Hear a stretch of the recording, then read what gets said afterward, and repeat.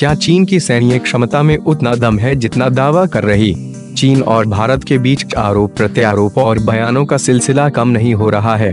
सोमवार को चीन के रक्षा मंत्रालय ने भारत को एक बार फिर चेतावनी दी। चीन की ओर से कहा गया कि अपनी सीमाओं की रक्षा के मामले में पीपल्स लिबरेशन आर्मी की योग्यता पर भारत किसी कंफ्यूजन नहीं रहना चाहिए। उसने भारत को डोकलाम से सेना वापस बुलाने को कहा है। इसके साथ ही ये भी कहा है कि पहाड़ को हिला सकते हैं, चीन की सेना को नहीं। चीन के रक्षा प्रवक्ता के बयान से जाहिर होता है कि उसे अपनी सैन्य क्षमता पर पूरा भरोसा है, लेकिन क्या वाकई मौजूदा वक्त चीनी सेना भारतीय सेना पर भारी पड़ेगी? आइए एक नजर डालते हैं इन जंग की स्थिति होने पर दोनों देश के मौजूदा सैन्य समीकरणों पर। अगर सिर्फ सैनिकों की बात करें तो चीन के पास ज्यादा सैनिक हैं, उसका रक्षा बजट भी ज्यादा है। एक तरफ भारत हर साल रक्षा तैयारी पर करीब 3,300 अरब रुपए खर्च करता है, चीन 9,800 अरब रुपए खर्च करता है, इसलिए उसके पास सैनिक साजो सामान सब कुछ हमसे ज्यादा हैं।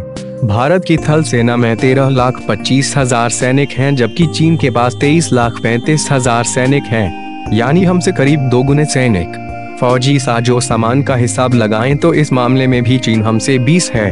उसके पास 2,800 टैंक है और 6,500 तोप हैं। भारत की थल सेना के पास 570 टैंक हैं और तोपों भी कुछ कम है, सिर्फ 400-500 तोप। संख्या के हिसाब से हवाई ताकत में भी चीन आगे है, उसके पास करीब 1,400 लड़ाकू विमान हैं, हमारे पास करीब 800 लड़ाकू विमान ही हैं। लेकिन क्या चीन के विमान बड़ा हमला कर सकते हैं?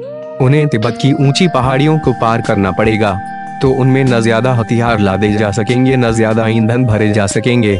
वहीं हमारी वायुसेना इस इलाके में आसानी से बड़े हमले कर सकती है। चीन मिसाइलें खतरनाक साबित हो सकती हैं। चीन के पास 16,000 मिसाइलें हैं, भारत के पास करीब 5,500 मिसाइलें हैं। जाहिर है चीन हर मामले में हमसे आगे है, लेकिन यहाँ पर एक पेच भी है। जंग में इससे फर्क नहीं पड़ता कि आपके पास सैनिक कितने हैं, फर्क इससे पड़ता है कि आप कितनी सेना मोर्चे पर लगा पाएंगे। समझने वाली बात यह है कि बड़ी फौज के बाद भी चीन मोर्चे पर ज्यादा सैनिक नहीं लगा सकता।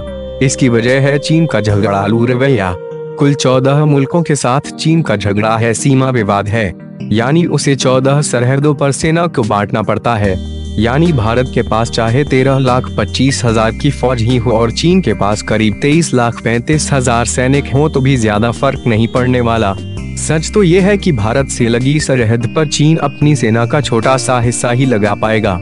पिछले साल साउथ एशियन यूनिवर्सिटी की रिपोर्ट आई थी।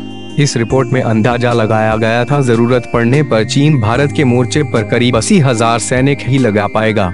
इसके अलावा तेजी से हमला करने के लिए उसके पास एक खास 15वीं एयरबोर्न रेजिमेंट भी है। इस रेजिमेंट के सैनिक 10 घंटे में कहीं भी पहुंच सकते हैं, लेकिन अंदाजा है कि भारत की तरफ एक बार में 35,000 सैनिक से ज्यादा नहीं पहुंच पाएंगे। यानी सभी को मिला लें तो ज्यादा से ज्यादा 1.25 लाख सैनिक। इनके जवाब में भारत भी मोर्चे पर लगभग इतने ही सैनिक फौरन भेजने की ताकत रखता है, क्योंकि हमारी सेना के ठिकाने सरहद से ज्यादा दूर नहीं है। यानी चीन ज्यादा अकड़ नहीं दिखा सकता है।